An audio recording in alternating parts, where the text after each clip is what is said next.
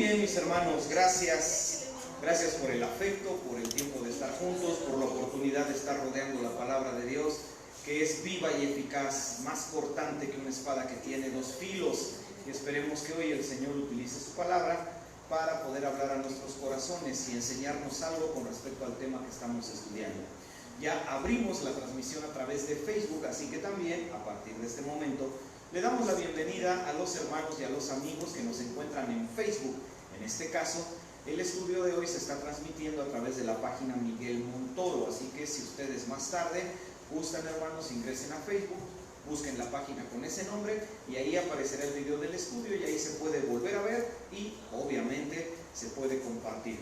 Y como siempre lo hacemos cuando abrimos transmisión, a los que nos van siguiendo a través de internet, los invitamos a visitarnos si es que no tienen un lugar donde congregarse. Estamos en el Centro Evangélico Maranata, en la colonia Centro, en la ciudad de Orizaba, en el estado de Veracruz, en México lindo y querido.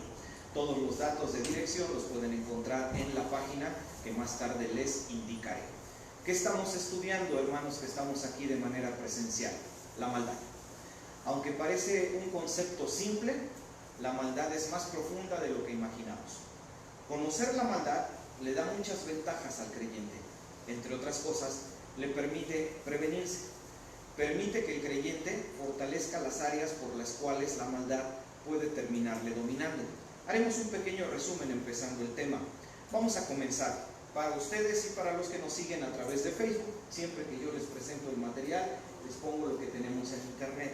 Antes de que las personas en Facebook o los que estamos aquí nos sentemos y empecemos a hacer así, de por sí la imagen está inclinadita al fondo y por eso ustedes la ven así. Entonces, mis hermanos, aquí en el Centro Evangélico Maranata, recuerden, tenemos un canal de videos en YouTube con este logo, una página de Facebook y también página de internet, encuentrocristiano.webnot.mx. Ahora bien, ya de manera personal, yo tengo un canal de videos en YouTube con este logo, Miguel Montoro. Este mismo logo es el logo que ustedes deben buscar en Facebook cuando escriban Miguel Montoro para ver la página donde van a poder ver el estudio que estamos teniendo en este momento. Vamos a hacer una especie como de un pequeño resumen. Y por favor, estén listos porque recuerden, lo aprendimos hace 8 días, la maldad es extremadamente sutil y es muy importante entender esos recovecos, así se le dice, esos caminos escondidos, esos laberintos emocionales por donde la maldad se esconde hasta poder destruir nuestra vida espiritual. Un pequeño resumen. Hace 8 días empezamos a ver estos temas que nos ocuparán durante todo este mes, hasta concluir el mes de noviembre. Estamos estudiando la maldad, una radiografía de la maldad. Estamos tratando de entender la maldad, cómo la maldad se activa. Y aquí es a donde ya empezamos a dar el pequeño resumen de lo que aprendimos hace 8 días. Ahora bien, para hablar sobre la maldad, estamos utilizando como modelo de estudio a quienes sin lugar a dudas podemos considerar la sucesión de hombres más malvada de la Biblia, sin exagerar. Estamos hablando de los reyes del reino del norte, los reyes del reino que se llegó a conocer como reino de Israel. Sin exagerar, vuelvo a insistir, son la sucesión de hombres más malvada que hay en la Biblia. Entonces, si vamos a estudiar la maldad, ellos nos pueden ayudar a entender cómo la maldad se teje en nuestro interior y cómo sin darnos cuenta puede empezar a tomar control de nuestra vida. Eso nos lleva a la segunda cosa que tenemos que recordar. Hace 8 días platicamos que una cosa es la maldad y otra cosa es lo que activa la maldad. Comencemos, la maldad. Esto es de hace 8 días. Es un pequeño resumen y ponemos al día también a los que nos siguen a través de Facebook o a quienes más tarde también van a ver este video a través del canal de YouTube de Miguel Montoro. A ver, pongámonos al día. Maldad. ¿Qué aprendimos hace 8 días? ¿Qué hemos platicado que es la maldad? ¿Alguien lo recordará? A ver, ¿qué es? Que se activa cuando perdemos algo. En este caso aprendimos que la maldad tiene varias maneras de activarse, pero aprendimos varias cosas sobre la maldad. A ver, vamos a recordar. 1. Aprendimos que la maldad es parte de la naturaleza de todo ser humano. De todo ser humano. Si bien es cierto, nacemos en condición de inocencia, es verdad que el ejercicio de nuestra conciencia, una vez que dejamos la inocencia, el ejercicio de nuestra conciencia, más tarde o más temprano nos lleva a desarrollar, o para ser más precisos, a permitir que esa maldad que duerme en nosotros tome el control. Todos los seres humanos tenemos una naturaleza malvada. Para los cristianos, aquel debate de si el hombre es bueno por naturaleza o el hombre es malo por naturaleza, entre cristianos no existe tal debate. Entre cristianos es claro, el hombre es malo por naturaleza. La Biblia dice en la carta a los romanos que no hay justo, y luego todavía remarca, no hay quien haga lo bueno. Entonces el hombre es malo por naturaleza. Tenemos una naturaleza que nosotros en el entorno cristiano le llamamos naturaleza carnal. Esa naturaleza carnal, todos esos impulsos de maldad que viven en nuestro interior, están ahí todo el tiempo. Duermen con nosotros, viven con nosotros, se nutren de nuestras experiencias, conviven con nosotros, están en todo lo que hacemos, intervienen en nuestros pensamientos. Ahí está nuestra naturaleza carnal. Eso es lo que nosotros llamaríamos maldad. La maldad, finalmente, no es otra cosa más que la condición en la que vive una persona cuando ya es su naturaleza carnal la que la está dominando. Ya, definición simple. ¿Qué es la maldad? La condición en la cual vive una persona que ya está bajo el completo control de su naturaleza carnal. Los cristianos creemos que al creer en Cristo recibimos una nueva naturaleza espiritual y a partir de ahí ya podemos iniciar una lucha para dominar a nuestra naturaleza carnal. Ahora, la maldad, ahí está. No por el hecho de que tú hagas una oración por las mañanas, dobles tu rodilla y le digas a Dios, Señor, ayúdame porque este día solo quiero hacer lo bueno. Digo, esa oración es muy provechosa, ¿no? Pero no solamente por orar va a desaparecer esa maldad. Ahí está. Y si esa maldad está siendo alimentada por las experiencias o las prácticas que hacemos, el problema se vuelve más complejo. Y ahí está la maldad descansando. La maldad está tranquila, sentada bajo una palmera, tomándose un coco con una piña, recibiendo el fresco del mar, mientras ahí está un hombre negro africano de más de 2 metros con un abanico haciéndole así a la maldad.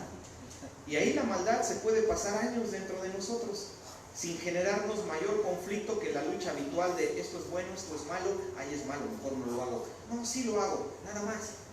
Pero hay cosas, y eso es lo que estamos aprendiendo, que activan la maldad, la disparan y la pueden disparar en cuestión de segundos. Y esa maldad que ha parecido inofensiva a lo largo de muchos años, gracias a esos disparadores, a esos catalizadores, a esas cosas que la activan, de momento se nos viene como una avalancha y toma el dominio y el control de nuestras vidas. Por ello, hermanos, hace 8 días decíamos que no nos extrañe que es muy frecuente encontrar en el mundo cristiano e incluso en la Biblia personas que vivieron vidas agradables a Dios en todo, hasta que simplemente algo disparó su maldad.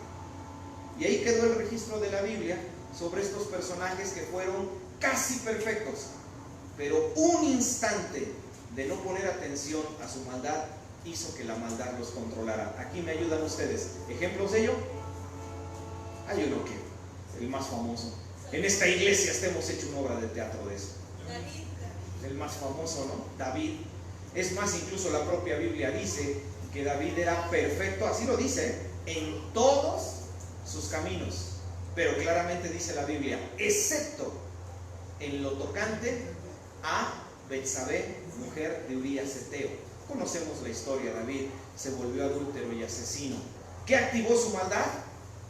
Bueno, si vamos rápido, no examinando a profundidad, la lujuria que despertó en él la mujer, en este caso Betsabé. Y hay varios ejemplos en la Biblia, no son los únicos, ¿eh? Varios ejemplos. Personas que se veían llevando vidas espiritualmente estables hasta que de momento algo lo echó a perder todo. En el Nuevo Testamento hay algunos, claro, Simón el Mago, La Biblia dice que creyó en Cristo, que se bautizó. Todo estaba bien con Simón, un buen siervo, un hombre fiel, estaba aprendiendo de su palabra, hasta que entonces sintió el deseo de tener el poder de darle el Espíritu Santo a la gente como él quisiera, como si esto se pudiera hacer así. Y no es el único caso. ¿Recuerdan a Ananías y Zafira? Un matrimonio famoso del libro de Hechos, que eran discípulos regulares de la iglesia hasta que algo pasó. Quisieron tener más que los demás. Y así en el Antiguo Testamento igual, y en el mundo cristiano también. ¿Cuántas veces escuchamos noticias como recientemente incluso hicimos un Maranata TV sobre ello? Este escritor cristiano ya se declaró que no es cristiano. ¿Por qué pasan cosas así? ¿Por qué podemos ver a hombres que fielmente están dirigiendo congregaciones por 15 o 20 años hasta que de momento, ¡tas!, algo sucede? Se van en una vorágine de pecado y de momento destruyeron su ministerio, adulteraron, hicieron esto, hicieron el otro, les encontraron algo que censurarles, los sorprendieron con un video erótico. ¿Por qué pasan esas cosas? Por eso. Porque los cristianos no entendemos que el sitio donde la maldad se siente más cómoda es debajo de la superficie. A la maldad le gusta esconderse, le gusta maquillarse, a la maldad le gusta pasar desapercibida, porque es lo que mejores resultados le da, tomarnos por sorpresa.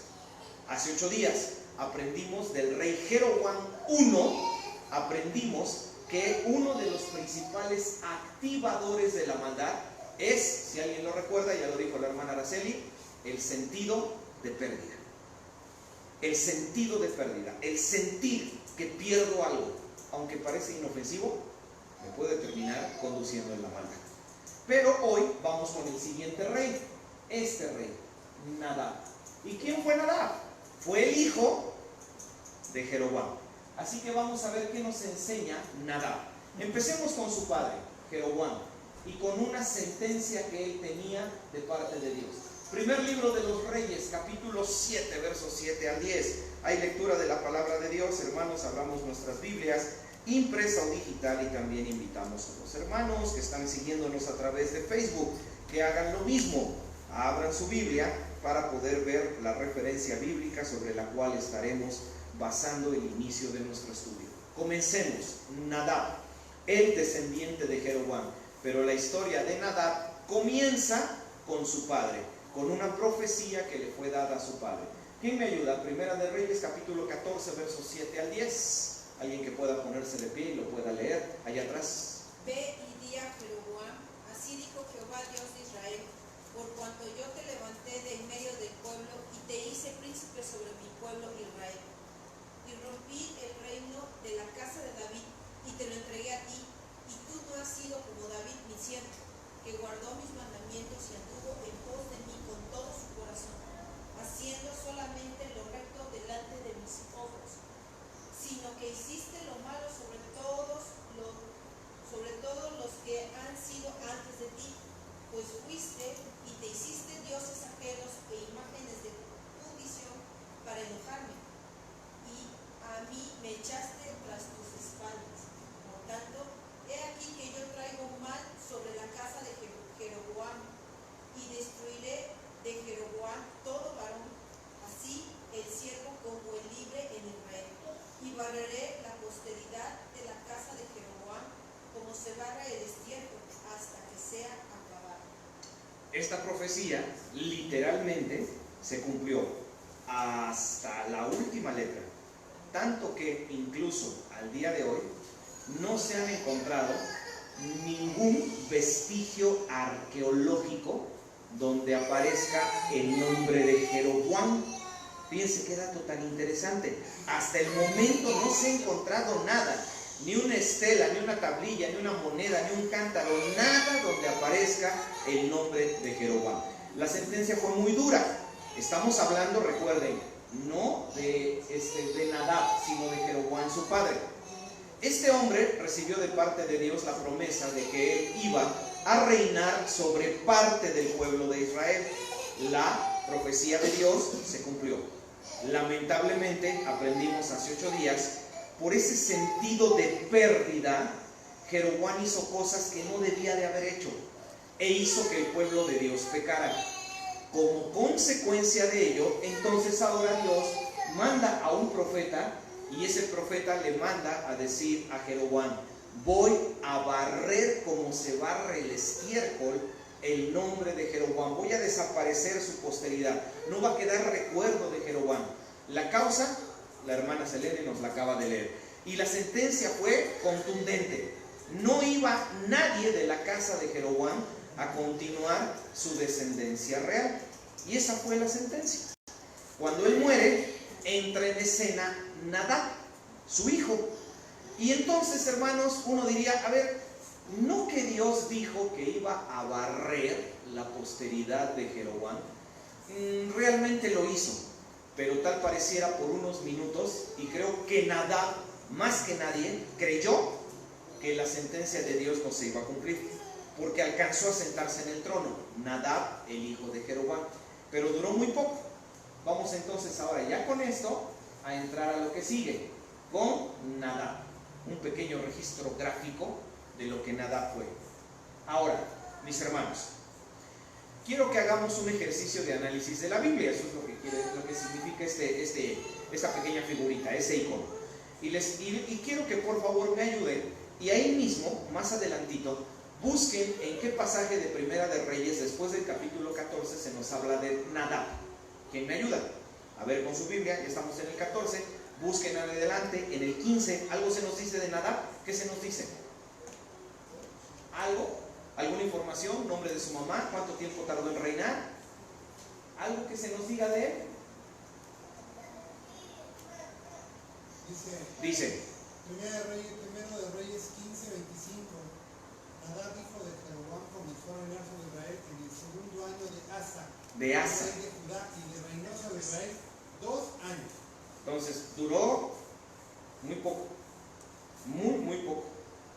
Ahora, si van siguiendo la lectura que el hermano Daniel nos acaba de señalar, no murió de muerte natural, sino que murió a causa de una conspiración donde otro personaje le quita la vida y usurpa el trono.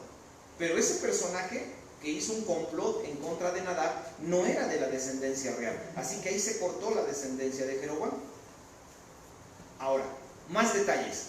Aunque tiene que ver con el tema anterior, necesitamos ese dato para el punto a donde queremos llegar. A ver, primero, Jeroboam, el papá. Tal vez ustedes no lo tengan en la memoria, pero si se regresan a leer sobre Jeroboam, se nos menciona cuántos años reinó Jeroboam, el papá. Se nos dice que reinó 21 años. No se dice nada en el pasaje que leyó el hermano, la edad de Nadab a la hora de asumir el trono. No se nos dice. Pero vamos a suponer que haya nacido cuando su padre empezó a reinar, algo que se ve muy poco probable, pero supongámoslo. Entonces eso significa que cuando él asciende al trono tenía por lo menos un mínimo de 21 años. Bien, hermanos, a los 21 años ¿ya se tiene la capacidad de razonar las cosas o todavía no? Ya. Desde que somos niños, desde que uno de nuestros hijos, los que somos padres, le decimos a uno de nuestros hijos: ¿por qué hiciste esto? Y de inmediato señala al hermano que todavía no puede hablar y dice: él lo hizo, y hay capacidad de razonar, ¿no? Aunque realmente lo haya hecho el mayor. Ya desde el momento en que se puede analizar las cosas, ya existe razonamiento. Y créanmelo, cuando Nadab subió al trono, no podemos justificar a Nadab pensando que era un personaje sin madurez, sin razonamiento, que le faltaba todavía experiencia en la vida. No. Era, como se suele decir en el contexto mexicano, no sé si en otros países de donde nos sigan a través de Facebook, era un hombre, decimos en México, hecho y derecho. Que uno se queda pensando, ¿y por qué no izquierdo? Pero en fin, así lo que queremos decir es que ya era una persona con capacidad de razonamiento. Muy bien, detengámonos un poco. Nadab es rey. Su padre murió. Aparentemente, esa sentencia profética que había sobre su papá se ha frenado un poco. Porque uno de los hijos de Jeroboam está sentado en el trono. Así que hay la oportunidad de salvar la dinastía. Existe la oportunidad, todavía. todavía. Ahora, para que entendamos el análisis que representa este librito al que quiero que lleguemos, les voy a suplicar durante algunos minutos que piensen ustedes, hermanos y hermanas que estamos aquí, que nosotros somos Nadab. Tú y yo somos Nadab. Nacemos en un palacio real. Nuestro padre es el hombre más poderoso del país. Y somos criados de tal forma que se nos prepara para ocupar el trono que algún día nuestro padre dejará. Bien. En algún momento alguien le habrá platicado a Nadab la historia de cómo su papá Jeroboam llegó a ser rey. Lo más lógico sería pensar que sí, que algún tutor, maestro, su propio padre, su madre, alguien lo haya sentado en algún lugar y le haya dicho: mira, Nadab, tu padre llegó a ser rey porque un rey que ya murió hace años, llamado Salomón, fue muy poderoso, pero le cobraba al pueblo impuestos muy elevados.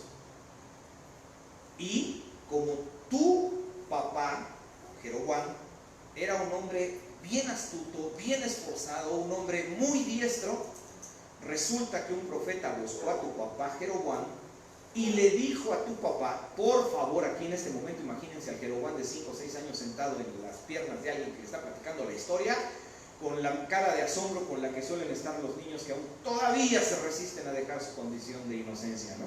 Imagínense al pequeño Nadab así. Imagínense, le están platicando la historia de cómo su papá llegó a ser rey. Y ahí está escuchando cómo le dicen: no, y un profeta fue a ver a tu papá, y el profeta se quitó la capa y la partió en pedazos, y le entregó a tu papá 10 pedazos de tela en las manos, y le dijo: así ha dicho Jehová, 10 tribus serán entregadas en tu mano. Imagínense al niño viendo así, al niño agarrando hasta su propia capita, ¿no? Como para diciendo: ay, no, así se la partieron a mi papá y se la dieron, ¿no? Y platicándole: y no, mira, y Dios le prometió que él se sentaría en el trono, pero también hay sobre tu papá una profecía, que el reino de él no va a durar porque hizo pecar al pueblo de Israel. Todo eso lo habrá sabido Nadab por anticipado. Yo creo que sí. Aquí habemos muchos que somos padres, y no sé si estén de acuerdo, papás, pero en el proceso de formación de nuestros hijos, creo que no hay papá o mamá que en el momento oportuno le platica a sus hijos no solo las buenas decisiones que tomó, también muchos, ¿qué hacemos? Les platicamos las malas decisiones que tomamos, y no lo hacemos con la intención de evidenciar nada. Lo único que pretendemos es que toda esa colección de experiencias haga que nuestros hijos valoren mejor su propia vida y no cometan los mismos errores que nosotros cometimos. Por eso es que lo lógico es que cuando Nadab se sentó por primera vez en el trono y sintió que la corona le apretaba su cabeza, ya llevaba la información necesaria de cómo su padre había llegado al trono y de por qué Dios había desechado a su padre. Como estamos todavía en la dinámica de eres Nadab por 10 minutos y me quedan 2, entonces ahora los quiero aprovechar para preguntarles: ¿y si ustedes fueran Nadab y se sentaran en el trono, qué harían? Con toda la información ya que les acabo de platicar. ¿O qué hubiesen hecho? Dice la hermana: bueno, yo Nadab en mi maldad, o sea, dominado por mi maldad, sigo el camino de mi papá y hago exactamente lo mismo. Sí, está bien, es una posibilidad, ¿no? Pero seguramente Nadab era una persona pensante, aunque haya decidido mal al final, pero seguramente tuvo la capacidad de por lo menos detenerse a analizar. Y creo que en algún momento debió de haber pensado cosas como: no voy a hacer lo mismo. Mejor no voy a hacer lo mismo. Ajá, ¿no? A ver, si la profecía dice que por causa de que mi padre convirtió a los israelitas en idólatras, y ese fue el problema, no, pues entonces mejor yo voy a mandar a derribar todos los altares que están ahí. O tal vez pensó: ay, ya, pero esas profecías, Y si el profeta que dio la profecía estaba hasta drogado, porque aunque nos puede sonar a risa, pero ya desde miles de años atrás ya había sustancias naturales que se usaban para esas cuestiones, ¿eh? Los griegos son famosos por usarlas. Uy, mis hermanos, todo eso debió de haber cruzado por la cabeza de Nadab. Todo eso. Y si me detengo, y si yo no sigo, y si mi padre se equivocó, y si realmente el profeta fue cierto, no habrá un joven Nadab, príncipe, aún todavía no sentado en el trono. Aún ese joven no le habrá preguntado a alguno de las personas más adultas: oye, ¿y esa bendita profecía de mi padre, quién se la dio? Y alguien le habrá dicho: pues mira, ese profeta fue un profeta que se llamó así, vivió en tal lugar y la profecía fue cierta. No, pero se me hace que esa profecía es basura. No, nada, ten cuidado, porque es el mismo profeta que anticipó que tu padre se iba a quedar con 10 tribus de Israel. Estamos hablando del mismo que le entregó el trono, pues es el mismo que lo sentenció al castigo del que tú te vas a ver afectado. Mejor ten cuidado. Todo eso lo debe de haber escuchado. Todo eso. Ahora, aquí viene algo activó la maldad de Nadab, porque como su padre, él estaba en el riesgo de que su maldad lo dominara. Su padre, por el sentido de perder el reino, se dejó llevar hacia la maldad. La Biblia dice, donde nos leía el hermano Daniel, e hizo lo malo ante los ojos de Dios como su padre. Quiere decir que, hermana Elizabeth, Nadab terminó inclinándose a hacer lo mismo. ¿Pero por qué?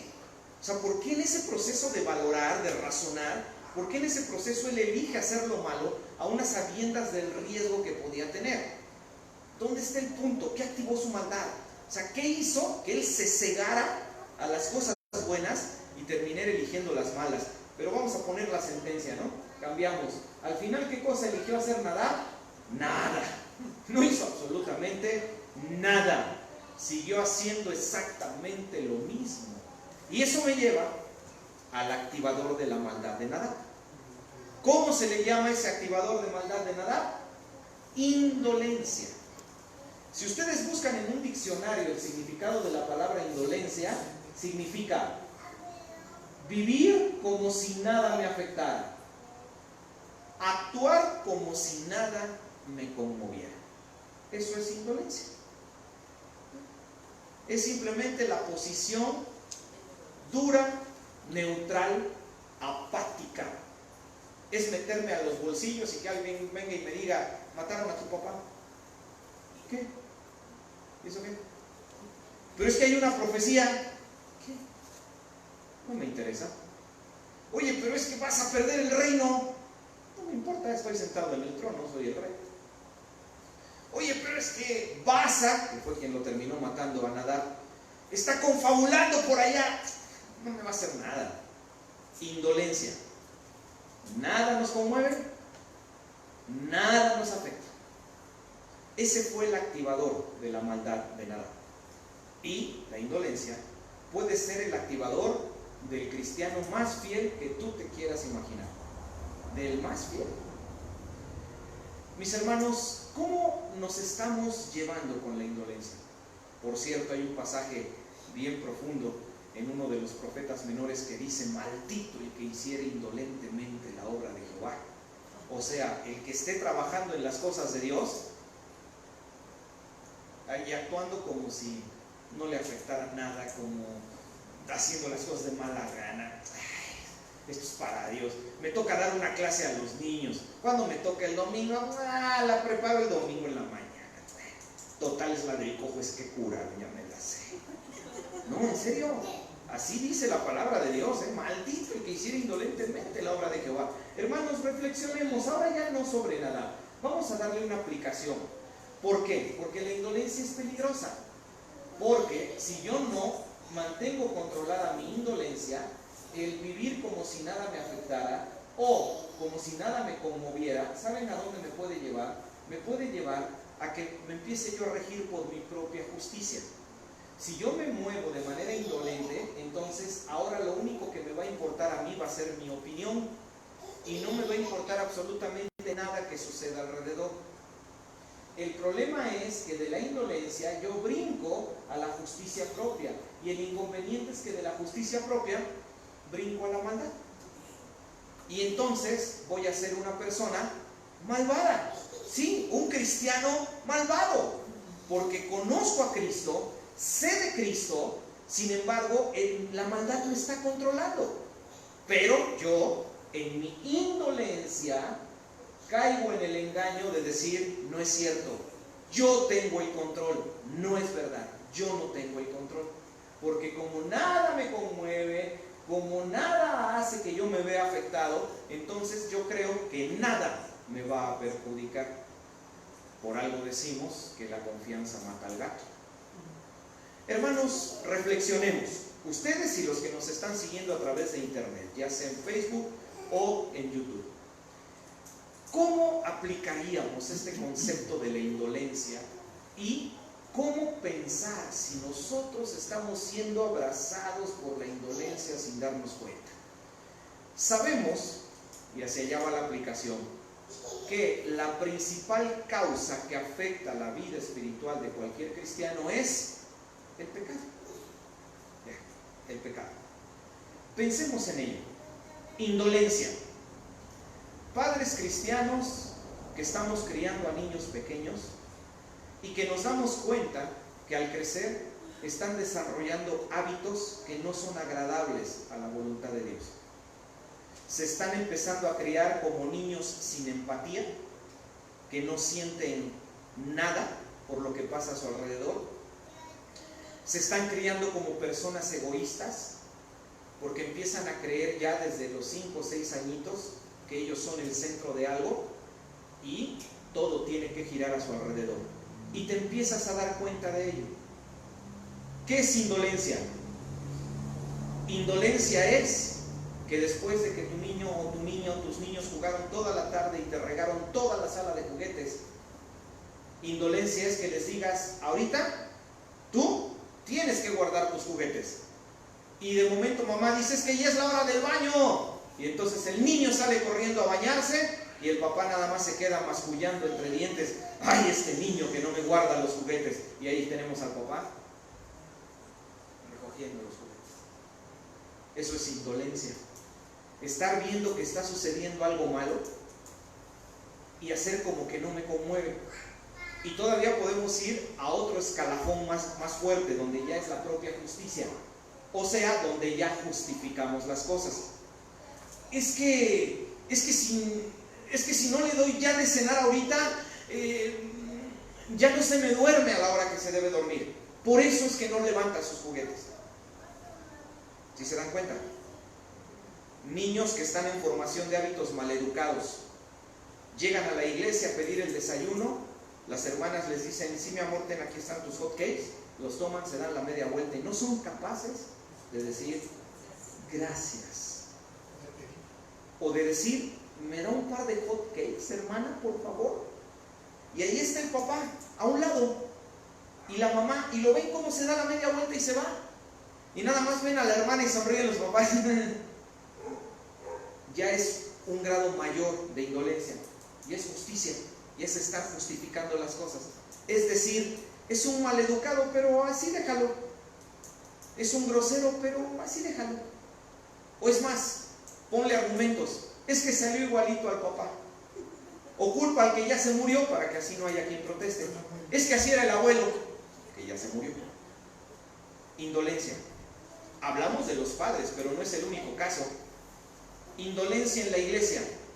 Hermanos, el hermano Alfonso se quedó sin trabajo, vamos a orar por él, ¿no? Oigan, y a menos que esté yo equivocado, pero creo que en este país y en cualquier país se necesita dinero para comer, ¿no? No sé si hay un país donde no se necesite, pero creo que no. Y yo lo escucho, y ahí estamos en los avisos, ¿no? Hermanos, avisos de la iglesia, por favor oremos mucho por el hermano Alfonso, que quedó sin trabajo, y recuerden que tiene que sostener su hogar, él tiene necesidades apremiantes, fue un recorte de personal inesperado, si alguien lo puede ayudar. Tú tienes lo necesario, gracias a Dios, y te ha quedado un poquito más. Por ahí te queda un pequeño billete suelto en tu bolsillo que no lo vas a ocupar para otra cosa. Puedes disponer de él, no va a afectar tus finanzas, no te va a empobrecer. Y desde adentro, la voz del Espíritu te dice, ayuda, ayuda, ayuda. Tú puedes llegar a necesitar ayuda. Y entonces, elijo la indolencia. Nada me afecta, nada me conmueve. Por algo Dios le quitó su trabajo. Seguro andaba en pecado. Gracias, hermano Daniel, argumento número 2. ¿Quién sabe qué hizo? Mejor que con la suya se la beba para que así ya aprenda a amar a Dios. Indolencia total, ¿no? Pecado. Vemos a los jóvenes de nuestra iglesia pecar. No les decimos nada. Nada. Vemos que están haciendo cosas desagradables a la voluntad de Dios y no somos capaces de nada más abrir la boca para decir, eso está mal. Eso está mal. Vemos al joven cristiano que un día se sienta con una jovencita de la iglesia, otro día se sienta con otra y al tercer día ya está abrazando a otra. Oye, hermano, ¿por qué la abrazas? Es mi amiga. No, no es su amiga. No es su amiga. Es quien le despierta su sensualidad. Quiere sentir. Digo, si fuera su amiga, abrazaría a todas. Ah, y no es tonto, porque hay algunas que de plano le quitan la mano y le dicen, por favor, no. Sí. Se va nada más lo va a hacer nada más con quien se deje. Sí, claro, de inmenso va a ir a pararse con una muchacha que se le plante enfrente y le diga, discúlpame, no me faltes al respeto. ¿Cómo? Pues lo va a evidenciar como lo que es una persona pecadora. Y el papá se da cuenta. Y viene el papá con su arsenal. Oye, hermano, es que fíjate que vimos a tu hija ahí en la manera, estaba con un muchacho y era de la iglesia. Y qué bueno que me dices, hermano. Voy a hablar con ella. Yo tengo que hacer algo. Y ya la tenemos enfrente. Mira, mi amor, entiende que lo que te estoy diciendo es por tu bien. No es que yo te quiera regañar. Es más, no te quiero molestar. Pero piénsalo un poquito. Y luego todavía caemos al extremo de ya incluso nosotros también estar en la maldad. Mira, que no te vean los hermanos de la iglesia. O sea, como diciendo, haz lo que quieras, nada más cuídate, ¿no? Sí, porque no quiero que hablen de ti, pero tampoco que hablen de mí. ¿Cómo andamos con la indolencia, hermanos? ¿Nada nos conmueve? ¿Nada nos afecta? ¿Sentimos que no nos atañe? ¿Algún hermano está viviendo en pecado? ¿Qué me importa? Que se aleje de la iglesia, que se desaparezca. Total, ya regresaré en unos 5 años todo revolcado. No es mi pecado, no es mi problema, no es mi familia, no me afecta. Y no se me olvida que sí me afecta porque soy parte de una familia espiritual. Sí me afecta porque la Biblia dice que si yo como vigía, como atalaya, no aviso del mal que está por venir, entonces Dios demandará de mi mano lo que esté sucediendo con la persona con la que yo no quise intervenir. ¿Cómo andamos con la indolencia, hermanos? ¿Cómo andamos? La indolencia, créanme, aunque no lo quieran ustedes razonar, es una de las cuestiones más sutiles que están causando más daño dentro del corazón del cristianismo. El encerrarnos en nuestro mundo y solamente vivir para sentirnos satisfechos en ese mundo, sin darnos cuenta que nuestro mundo está conectado con 1000 mundos más, sin darnos cuenta que con que truene uno de esos mundos, tal vez la destrucción llegue al tuyo. Pero seguimos en la indolencia. Mientras no me afecte, no pasa absolutamente nada. No pasa absolutamente nada. La indolencia es peligrosa, porque la indolencia puede conducir a la maldad. Eso le pasó a Nadab. Su padre fue diferente. A Jeroboam lo que lo condujo a la maldad fue el sentido de la pérdida. A Nadab no. A Nadab fue la indolencia, el decidirse a no hacer nada. Y mejor prefiero seguir haciendo lo que se ha estado haciendo aquí durante tanto tiempo. En este caso, los caminos de su padre, que eran perversos. Destruyamos la indolencia, hermanos. La podemos frenar en seco. ¿Cómo la podemos frenar en seco? Involucrándonos. No existe otra manera. Entender que yo soy parte del todo. Porque cuántas veces llegan los hermanos con nosotros o las hermanas que llegan contigo a pedirte consejo y te platican que están haciendo algo contrario a la voluntad de Dios. Y ahí tú tienes a tu hermano o a tu hermana abrazada, a tu hermana de confianza que te está platicando eso que está haciendo y que no es correcto. Y cuántas de las veces en ese instante donde me tengo que involucrar, aún en ese momento elijo la indolencia. porque agarro al muchacho que me acaba de confesar que ha tenido relaciones sexuales y le digo, su hermano, pues cuídate, hermano, ¿qué no ves que eso está mal, hermano? Échale ganas. Qué buenas las palabras de ánimo, ¿no? Pero te tienes que involucrar un poco más. Lo tienes que tomar de la mano, tienes que tomar de la mano del hombro a tu hermana que te está platicando su pecado y dile, hermano, estás en pecado, tu comunión con Dios está rota, hermano. Si no haces algo, después ya nada te va a parar y después vas a ir por cosas peores. ¿Cuántas de las veces los papás en las reuniones de oración nos dicen, hermanos, oren por mis hijos porque no los veo involucrados en las cosas de Dios? ¿Y por qué creen que no se han involucrado? Porque ustedes como padres han sido indolentes y les han permitido irse alejándose cada vez más. Y están esperando en su indolencia que un día su hijo o su hija que están en pecado vengan y se sienten aquí y escuchen un mensaje de esos poderosos, que los calcine desde el púlpito, se levanten ellos y digan, ¡ay, ya voy a vivir en santidad! ¿Saben cuándo va a pasar eso? Nunca. Porque estamos hablándole a alguien que ahí está sentado con la conciencia cauterizada, decía el apóstol Pablo, y está endurecida. No importa cuánto estemos golpeando esa costra dura de pecado, no se rompe. Entonces, hermanos, hay que involucrarnos. Ahí está confesándome su pecado, le tengo que decir, estás en pecado, tu relación con Dios está rota, y si no haces algo vas a terminar peor. Arrepiéntete, hermano, estás equivocado. Ay, hermano, es que voy a perder su amistad. Piérdela, pero no pierdas a tu hermano. En ese momento dile, hermano, ya me voy. No, hermano, no te vayas, ven aquí. Es más, no, a ver, dame chance, mira, acá nos vamos a meter, vamos a hincarnos, voy a orar contigo, pídele perdón a Dios. Ay, hermano, no les estoy diciendo nada exagerado, no les estoy explicando nada malvado, simplemente les estoy diciendo lo que se supone que un creyente espiritual tiene que hacer. No es nada del otro mundo. Es lo que dice la palabra de Dios. Todo aquel que haga volver al hermano del error de su camino cubrirá multitud de faltas y salvará un alma. No lo digo yo, lo dice la Biblia. ¿Cómo se destroza la indolencia?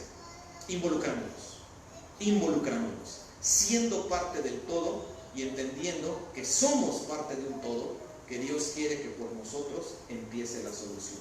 Vamos a orar para cerrar la exposición, cerrar la transmisión en Facebook y dejamos unos minutos nada más por si hay alguna pregunta o comentario. Hermanos, acompáñenme en una oración.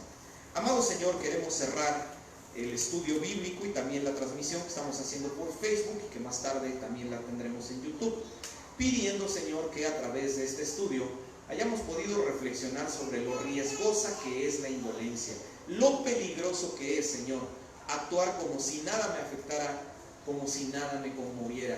Señor, por favor, sacúdenos un poco, porque la indolencia no solamente nos hace tolerar el pecado, nuestra indolencia provoca que otros de la indolencia pasen a la justicia propia y de ahí a la maldad, y también yo haga exactamente lo mismo. Ayúdanos a entender, Señor, que la indolencia es algo peligroso, destructivo, y la única manera de poder combatirla es entendiendo que somos parte de un todo, que cuando alguien cerca de mi vida necesita ser llevado a tus pies, si está junto a mí es porque tú quieres, Dios mío, tú quieres que seamos nosotros quienes llevemos a la tal persona a romper con su indolencia. No quieres a nadie más, nosotros somos a quienes nos has llamado a involucrarnos y tenemos que hacerlo. Ponemos todo esto en tus manos, que encontremos cómo ponerlo por obra y vivamos más viéndonos como parte de un todo, y que entendamos que tenemos un llamado a romper con la indolencia, Señor, que desde adentro se encuentra llevando de la santidad a la maldad a la iglesia tuya.